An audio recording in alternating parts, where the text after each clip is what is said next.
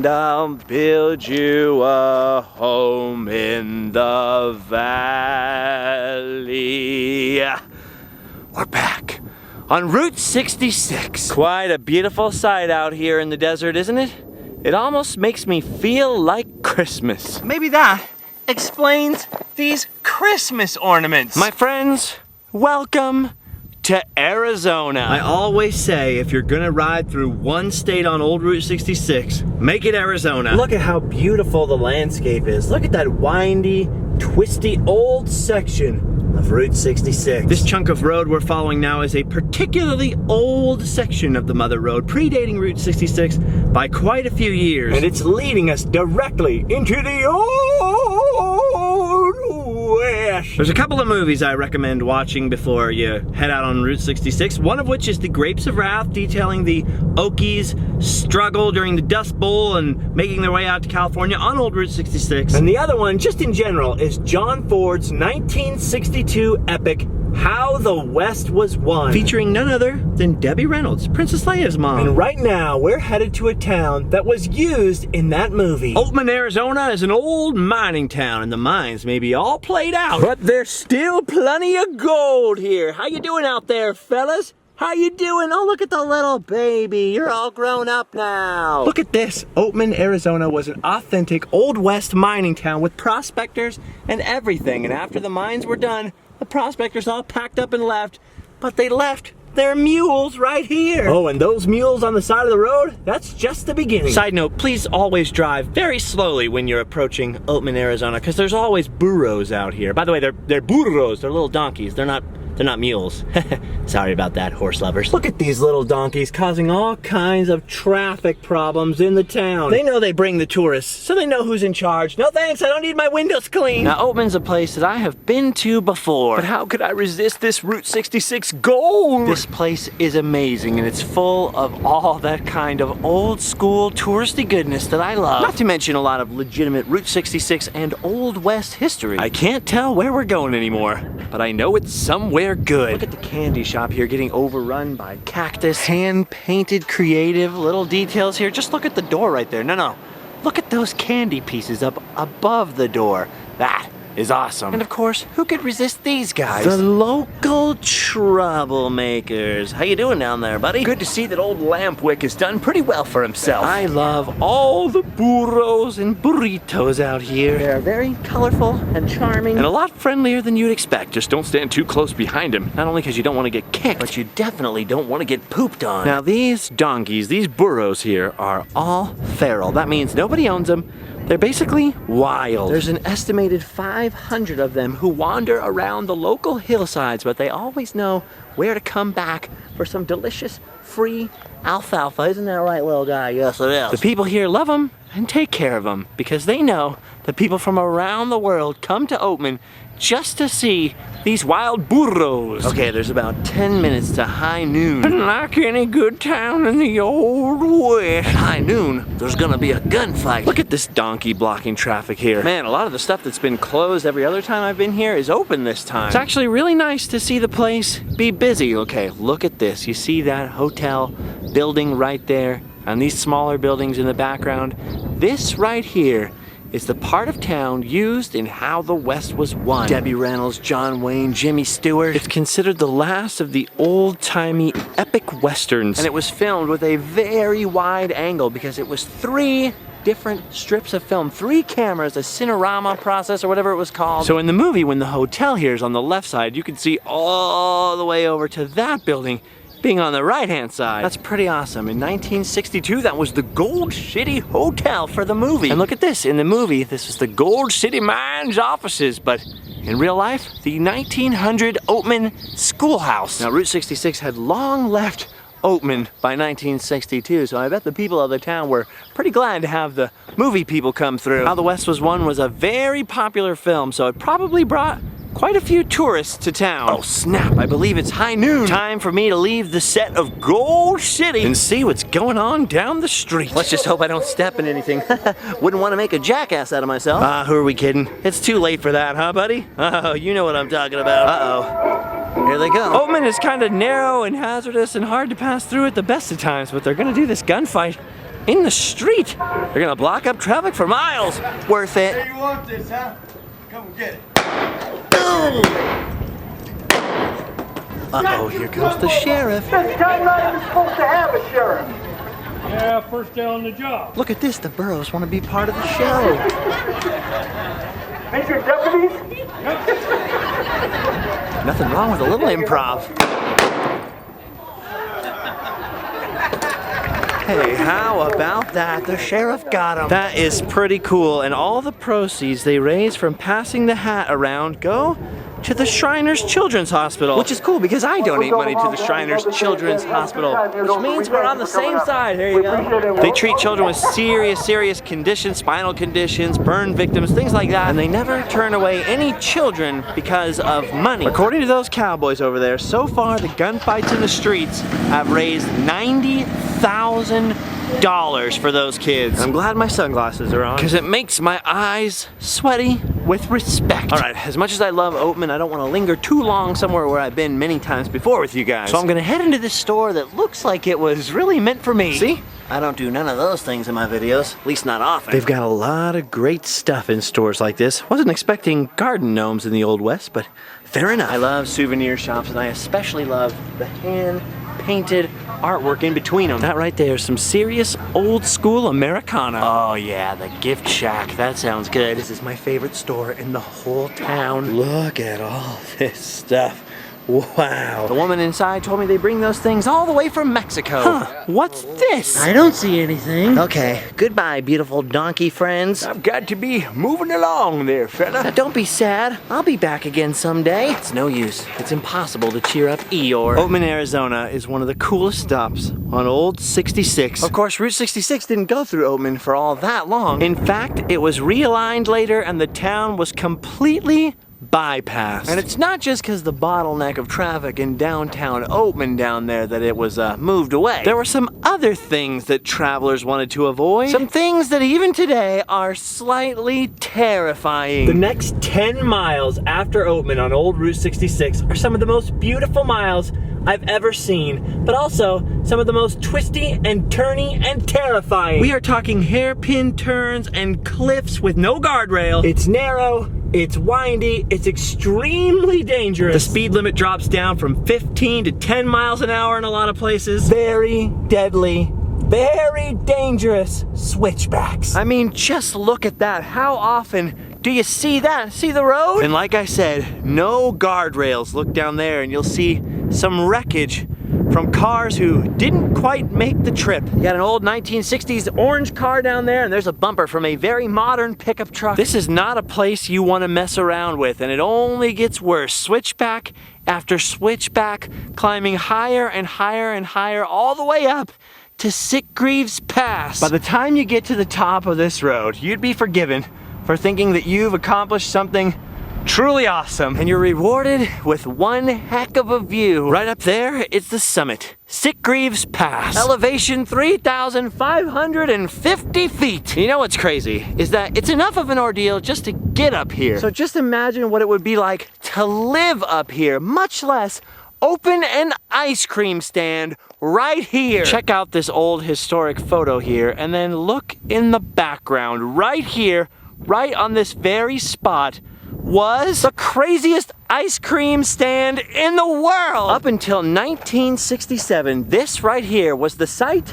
of the Summit Station. You can still see what's left of some of the foundations and a few remnants of what was here before. This is where you could buy some emergency gas or a Barks root beer or some delicious frosty ice cream. In the historic photo on the right-hand side, you can see the ice cream stand dangling over the edge of the cliff. And here's the cliff today. In the picture, you can see a white guardrail on the right-hand side, and these rusted metal poles are what's left of that little railing there. And since the entrance to the ice cream stand was right past these poles, that means that right now, where this cliff is, you used to be able to get an ice cream. That is crazy. I don't know how in the world they kept it cold, but somehow they did. Now, just when you thought you had enough twists and turns, the downslope from the pass here gets even twistier, even turnier, and if anything, even more dangerous with even more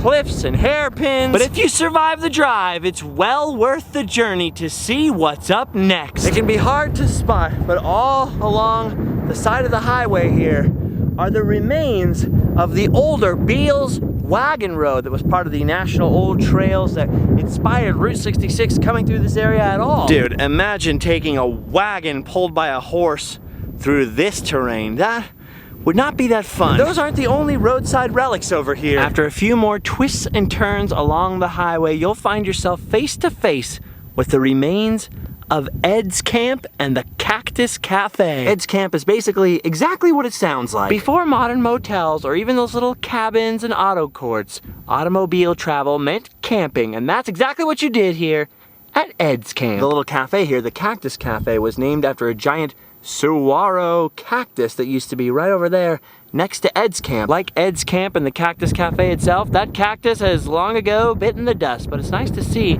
that the buildings are still standing, even though they are very ultra private property now. They do not want you trespassing there. Kind of one of those places where it's best to just get a quick fun pic from the side of the road and keep moving along. Which honestly is okay with me, because our next stop happens to be one of my favorites. Oh yes! Welcome back to Cool Springs, Arizona. Look at that, the world famous Cool Springs Cabins building. This place has one of the best stories of any place along Route 66. It was founded in 1926, the same year as Route 66 itself, with a couple of small cabins here as Cool Springs Camp. It was just a simple wooden building, a couple of simple white wooden camping cabins. But in the 1930s, a husband and wife team of entrepreneurs bought the place and really rocked it. No, literally, they covered it all with rock. Helps to fireproof it, you know, also helps to cool it down out here in the Arizona sunshine. Anyway, long story short, they end up getting divorced. The wife remarried and her new husband ran this as a poultry operation called the Chicken Ranch. Seems like kind of a weird place to raise and sell chickens to me, but whatever. Then they end up getting divorced. This place ends up being abandoned after Route 66 skipped town, only to be rebuilt in the early 1990s just to be blown up again for a movie. Then, as you can see, later it was purchased and lovingly rebuilt and restored, and now it's here right on the side of old Route 66. And no matter how many times I come here, it is always closed. It's just, I wanted to go inside so bad. I even timed my trip to the weekend so that it would be open. But once again, I've struck out. Oh well, at least the self-service area is still open. You can buy gems and rocks and antiques on those tables over there on the honor system. Just leave your money in a bucket. It's a pretty cool way of doing business. Boy, this stand really rocks. Unfortunately, you can't self-service yourself a t-shirt over here. Someday, Cool Springs. Someday I'll be in you. Unfortunately, that day is not today. Oh well, guess it's time to head to Kingman. Oh yeah. We've reached civilization. I love this town. Especially the historic powerhouse, which contains a pretty darn good Route 66 museum. One of my favorites. I'd love to motor down the highway in that. This is a pretty awesome place, and of course, we've been here before. But it's the first time I've been back since watching the movie The Grapes of Wrath. Here's some Okies making their way across the desert.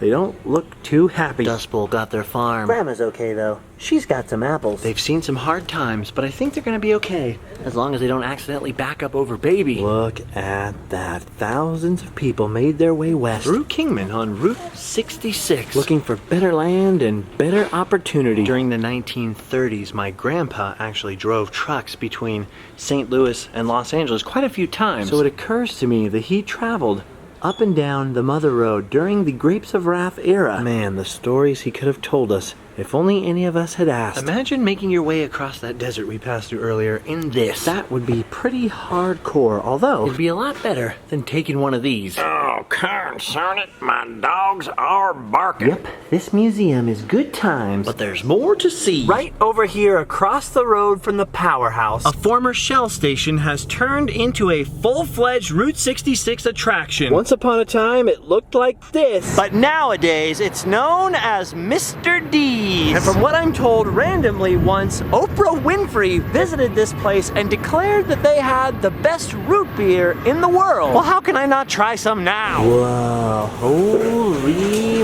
moly. Look at that, there's Oprah with her root beer right there. This place is so popular, even Elvis gets his root beer here. Sorry, buddy. This one's mine. Holy cow.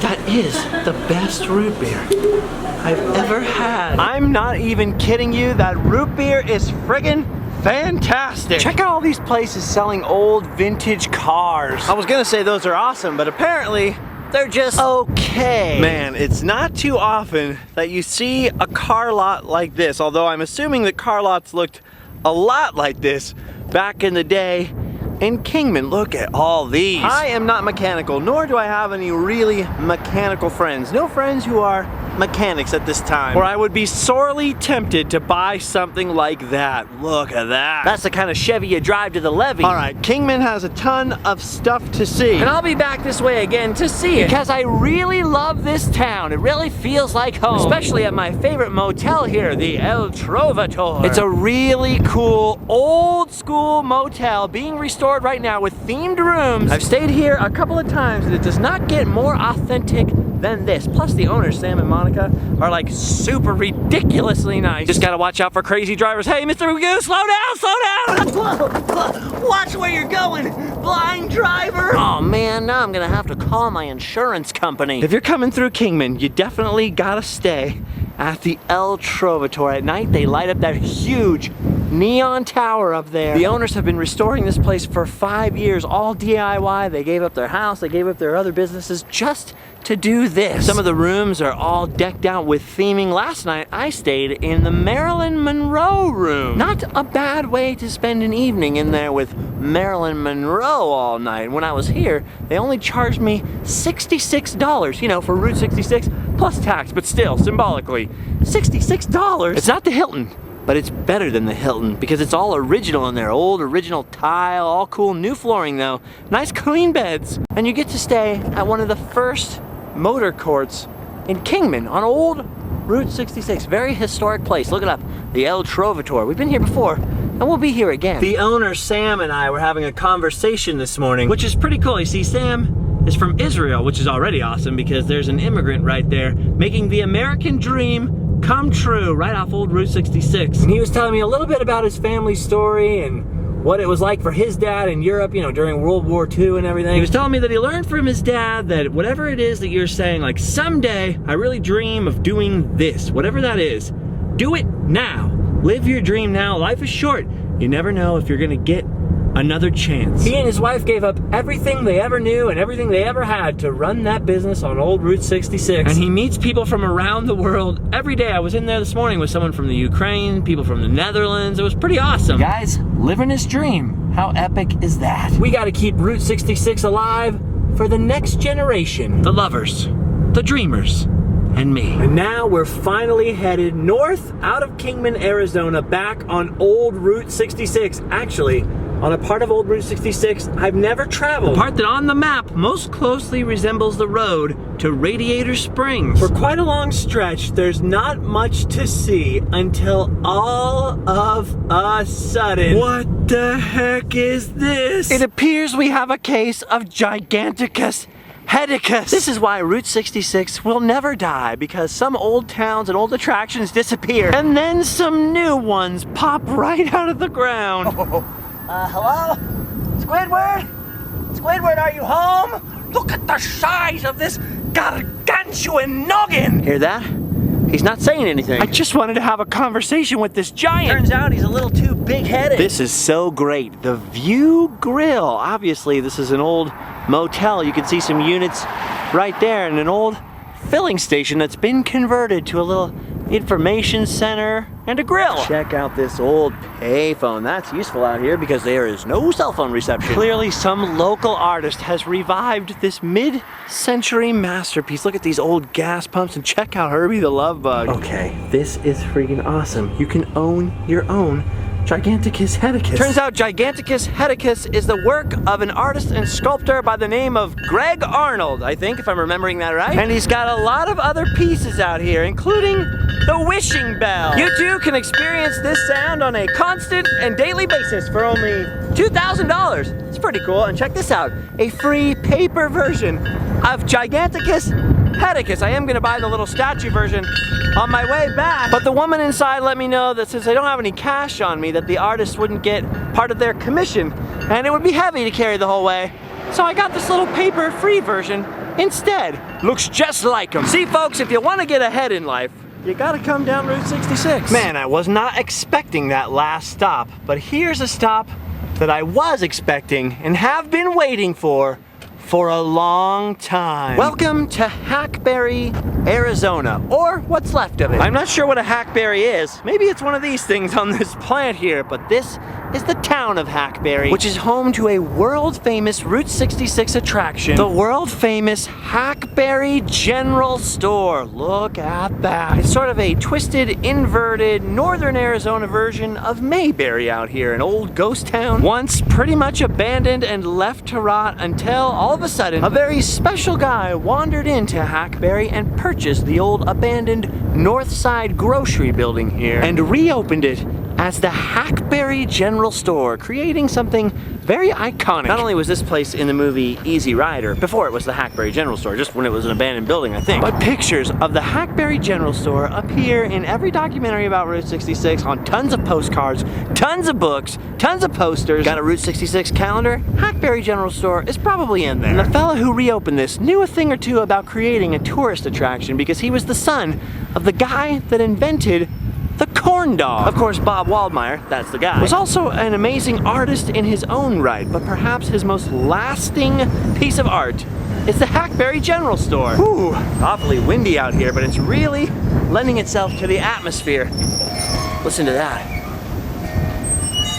Ooh. Now Bob was well known and famous along Route 66 for being kind of a hippie. In fact, the popular theory is that Fillmore, the character from the movie Cars, was based partially on Bob Waldmeyer. And speaking of the movie Cars, you can easily see how some of the stuff here at Hackberry inspired Cars Land and some of the other sites in the movie. Look at this old Burma shave here. Look at this. Big mistake, many make. Rely on horn instead of brake. Burma shave. This is my first time actually coming down this little stretch of highway. My first time seeing the Hackberry General Store. Reminds me a lot of Lizzie's place in Radiator Springs and Cars. I was really worried that this place would be close to like Cool Springs, but judging by the hum of that air conditioner and this neon sign, I think I'm in luck. Oh, hey there, kitty. Hey, buddy. Do you want to be friends? Do you want to be best friends? Not best friends? Okay, just regular friends, just a little bit of friends. Okay, just a little, just casual acquaintances. That's cool. Okay, fly by night, single serving friendship. Okay. Wow.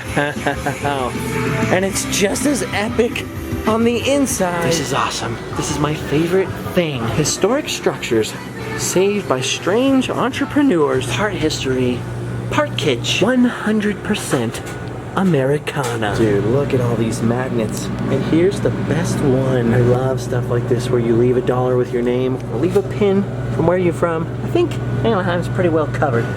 What are we looking at? What are we looking at? Oh, we're keeping an eye on the school zone. I see. Keeping the children safe. You know, I had an interesting thought as I was walking around the Hackberry General Store. When I was in France very recently, I was very excited about all the history there, but I really didn't feel any connection to it. Yet when I was inside the Hackberry General Store in here, or anywhere that I've been today along Route 66, I feel so connected. And I've been talking to people today who, you know, their parents were in concentration camps, or their grandparents were some of the original Okies, or coming to a store owned by the guy whose dad invented the corn dog along Route 66. And I was thinking about my own grandparents, some from Scotland, some from Sicily, who actually drove Route 66 on their way to settling in California. And yeah, that does give me sort of a personal connection, but it's more than that. It's the American dream, right? Coming out here and operating someplace like this, or Sam and Monica at the El Trovatore out there, or all the people who set up shop along the highway and set up those tourist camps and these different things. And I don't mean American dream like trying to become a billionaire or run a giant corporation. I mean the American dream like the chance to try to make something, to struggle, and maybe someday, hopefully, own your own little piece of property, a house, and maybe a car, maybe even 2 cars if you're lucky. You know, the United States is made up of immigrants from all over the world. And we all have different values and different beliefs and sometimes completely opposing values and beliefs. But as Billy Connolly once pointed out, our Constitution is the only one with the word happiness written right into it. All those people who came and settled along the highway, they were going somewhere. All those people that were traveling it were going somewhere. And I think that's like sort of an American thing, right? This sense of destiny that we're going places, we're going somewhere. And I hope we haven't lost that. We may all come from different backgrounds and have different beliefs, and we may often fight with each other, but I don't think we should concentrate on the things that we have to fight over. I think we should concentrate on the things that we have in common. The positive things, the things that we can appreciate together. After all, we may sometimes disagree on where we should be going, but whether we like it or not, we're all gonna get there together. Okay, I'm sorry for being philosophical. I was just inspired, okay? I'm not a poet, all right? I'm an amateur comedian at best, and not a very good one. Well, we might not all know where we're going in a metaphorical sense, but in a practical sense, I know exactly where we're going. And it's just about time that I started getting there, so I'll see all of you a little further on down the road. Make sure to check out the links down below, how you can support the videos, subscribe, and all that good stuff, and I'll see you guys a little later. Bye-bye!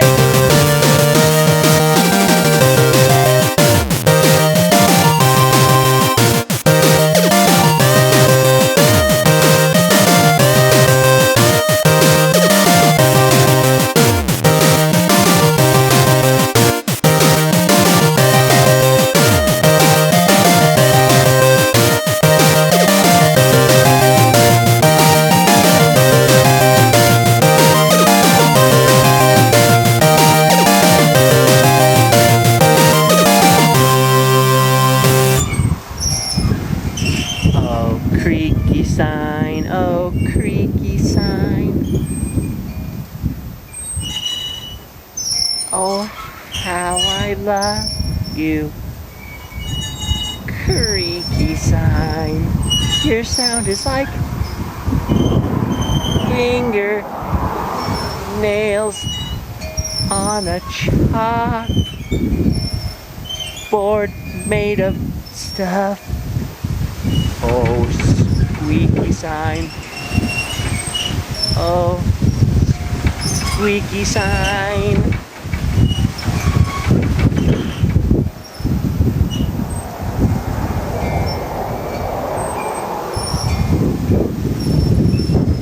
How squeaky are you? Squeak.